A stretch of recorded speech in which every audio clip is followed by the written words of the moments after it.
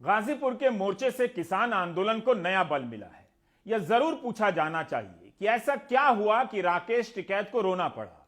दरअसल जिस बात से राकेश टिकैत को रोना आया, उस बात से हर किसी को रोना आना चाहिए।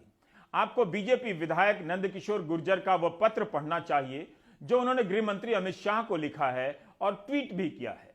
नंदकिशोर गुर्जर गाजियाबाद के लोनी से विधायक हैं। प्रधानमंत्री को भी उनके साथ बैठकर यह पत्र पढ़ना चाहिए, कम से कम टीवी पर। मैं इसका एक हिस्सा पढ़ रहा हूं, शब्दशः और पूरा पढ़ना मुमकिन नहीं। पढ़ने वाला और सुनने वाला दोनों बीमार हो सकते हैं। इस पत्र के आखिरी हिस्से में नंदकिशोर गुर्जर अतः के बाद लिखते हैं कि भारतीय स्वतंत्रता और अस्मिता के प्रतीक लाल किला और भारतीय तिरंगे को अपमानित करने वाले देशद्रोही किसान नेता राकेश टिकैत, योगेंद्र यादव, दर्शन पाल, संयुक्त किसान मोर्चा के नेताओं पर रासुका के तहत मुकदमा दर्ज कर फास्ट ट्रैक में फांसी दिया जाए और दिल्ली बॉर्डर पर बैठे आतंकियों को चिन्हित कर उनके खिलाफ दिल्ली पुलिस को शूट एंड साइट का निर्देश देने की कृपा करें। साथ ही सरकार को इन आतंकियों को दिल्ली की सीमा से हटाने में कोई परेशानी या दुविधा है तो हमें निर्देशित करें। देश हित में मेरी विधानसभा व देश के लोग इन्हें 24 घंटे में खदेड़ने का काम करेंगे। देश के गृह मंत्री को ऐसी भाषा में पत्र लिखना चाहिए। नंदकिशोर जी को एक बार सोचना चाहिए, एक बार फिर से अपने ही पत्र को पढ़ना चाहिए। इस पत्र की भाषा राजनीति की नई भाषा है, 5 साल पुरानी। वही गोदी मीडिया की भाषा है, वही आईटी सेल की भाषा है। जो इस पत्र में लिखा है और जो विधायक जी का बयान है, उसमें खास अंतर भी नहीं है। आज भी जितने भी वहाँ बैठे हैं वो 100% आतंकवादी हैं, क्योंकि जो फर्जी जो किसानों के नेता बने थे वो मुंह छुपा के दुम दबा करके यहाँ से भाग चुके हैं कायर। आज उनको जरूरत है कि पुलिस उनको शूट करे। अगर वो नहीं भागते 24 घंटे के अंदर तो सरकार के सामने अगर कोई ऐसी दिक्कत है तो मेरी विधानसभा और एनसीआर के लोग एकदम तैयार हैं और हमारे समाज के लोग भी एकदम पूरी तरह तैयार हैं कि इनको जूते मार के खदेड़ने का काम करेंगे। जाहिर है राकेश टिकैत इस बयान से आहत हुए होंगे। समाज और सरकार से यह सवाल पूछा जाना चाहिए कि क्या विधायक देश के गृह मंत्री को पत्र लिखकर किसी को 24 घंटे के भीतर खदेड़ने की छूट मांगेंगे? क्या इस छूट का वितरण गृह मंत्रालय से होता है? क्या खदेड़ने और जूते मारने की यह भाषा हिंसा की भाषा नहीं है? क्या किसानों के खिलाफ जूते मारने की भाषा का इस्तेमाल होगा, वह भी पत्र में, वह भी विधायक के पत्र में? क्या बीजेपी में किसी को इस भाषा पर नहीं बोलना चाहिए? विधायक जी ने अपने बयान के शुरू में कहा कि अमित शाह डिसीजन के लिए जाने जाते हैं, लेकिन आतंकवादियों को किसान समझकर छूट दी गई। क्या अमित शाह आतंकवादियों को किसान समझकर छूट देते हैं? देश के यशस्वी गृह मंत्री माननीय अमित शाह जी देश के अंदर डिसीजन के लिए जाने जाते हैं, लेकिन हमने जो किसान समझते हुए आतंकवादियों को जो छूट दी गई, उसका जिस तरह से लाल किले पर चढ़ के खालिस्तान का झंडा फहराया गया और पूरे लाल किले की अस्मिता को रोंदा गया, तिरंगे का जो अपमान किया गया, उससे आज पाकिस्तान, चीन और जो कट्टरपंथी मुस्लिम देश है जो भारत के खिलाफ हैं, आज उनके अंदर जश्न का माहौल है। विधायक के बयान और उनके पत्र की भाषा का क्रोनोलॉजी समझिए। यह वही भाषा है जो गोदी मीडिया, आईटी सेल और आंदोलन के विरोध में बोलने वाले नेताओं और मंत्रियों के बयान से उतरती है। इसी भाषा को बोलते हुए कुछ लोग आंदोलन स्थल पर चले जाते हैं, जो बताते नहीं कि किस पार्टी से आए हैं, लेकिन उनकी भाषा बता देती है कि किस फैक्ट्री की भाषा है। मीडिया इन्हें आमतौर पर स्थानीय लोग लिखता है, लोकल लिखता है।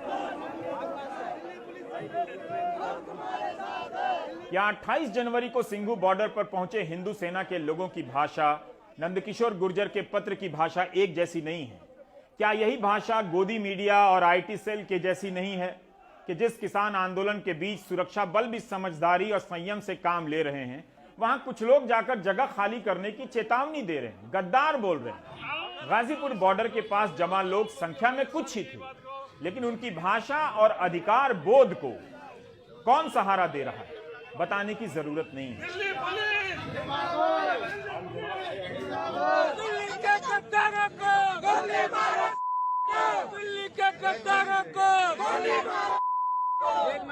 योगेंद्र यादव के घर के बाहर जमा ये कौन लोग हैं जो गोली मारने के नारे लगा रहे हैं, गालियां दे रहे हैं, जिन्हें पुलिस और कानून का डर नहीं?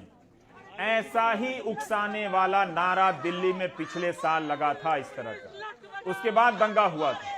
यह कितना डरावना है कि चंद लोग जाकर किसी का घर घेर लेते हैं और पुलिस कुछ नहीं करती है। दिल्ली के गद्दारों को गोली मारो, दिल्ली के गद्दारों को गोली मारो, गोली मारो। पुलिस को इनकी जांच करनी चाहिए। क्या ऐसी भाषा से समाज और देश को कोई खतरा नहीं? इन्हीं वजहों से राकेश टिकैत भरभरा गए कि अब किसानों की ये हालत हो गई है। राकेश जी, आप तो बहुत मजबूत आदमी हैं, सालों से किसानों की लड़ाई लड़ रहे हैं। कल रात ऐसा क्या हो गया कि भावुक हो गए और रोना आ गया? पुलिस और पॉलिटिकल पार्टी के लोग दोनों लाठियां चलाएंगे, ये तो लोकतंत्र में नहीं।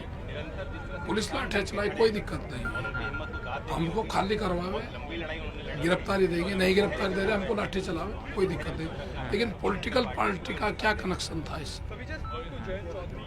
दो विधायक यहाँ पाएंगे, अपने लोगों को लेकर आएंगे और किसानों को लाठियां चलाएंगे। अभी आंदोलन के बारे में जानना चाह रहे हैं कि गाजीपुर बॉर्डर पे आंदोलन किस तरह से अब आगे चलेगा या नहीं चलेगा? शांति तरीके से चलेगा, अच्छा चलेगा आंदोलन। क्या सरकार के साथ बातचीत हो रही है आप लोगों की? केंद्र सरकार के साथ? केंद्र सरकार से कहा है हम कि जो ये इशू है ये बातचीत से इसका समाधान निकलेगा।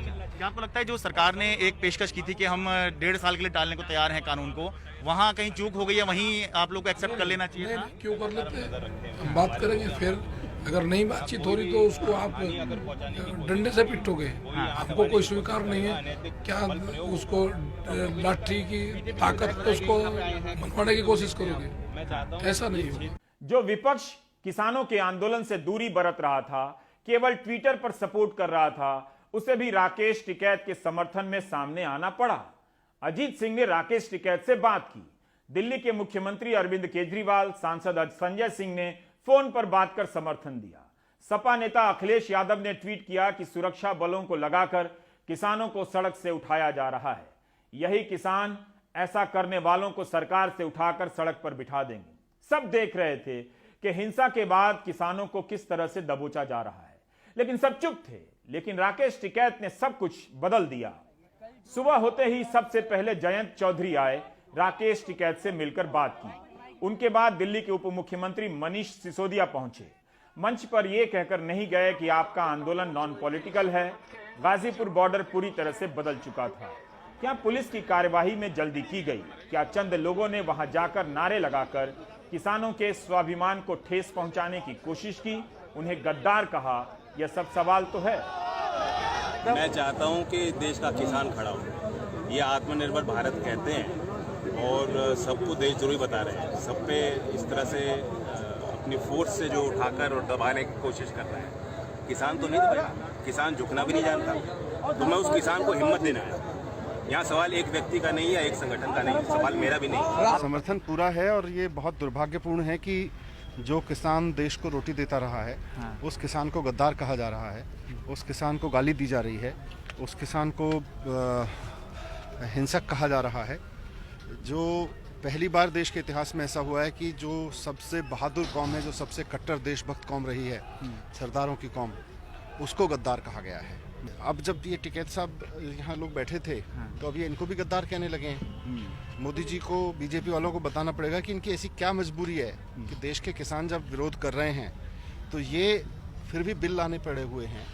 तो पूंजीपतियों के हाथों ऐसी क्या इनकी दुखती रग दबी हुई है जो देश के लाखों करोड़ों किसानों की बात ना सुन के ये केवल कुछ पूंजीपतियों की बात सुन रहे हैं बीजेपी वाले। गाजीपुर की घटना के बाद राहुल गांधी ने भी ट्वीट किया कि एक किसानों के हित में साइड लेने का वक्त है, वे शांतिपूर्ण आंदोलन के साथ हैं।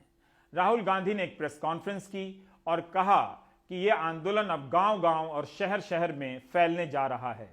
This anger that you're seeing among the farmers, this is that anger.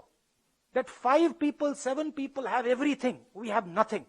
और जो हमारा था वो भी ले रहे हैं। तो प्रधानमंत्री क्या बोलेंगे? प्रधानमंत्री इन 5 लोगों के लिए काम करते हैं, उनके लिए नोटबंदी की, उनके लिए जीएसटी बनाई, उनके लिए किसानों से मतलब उनका भविष्य छीन रहे हैं। तो क्या बोलेंगे वो?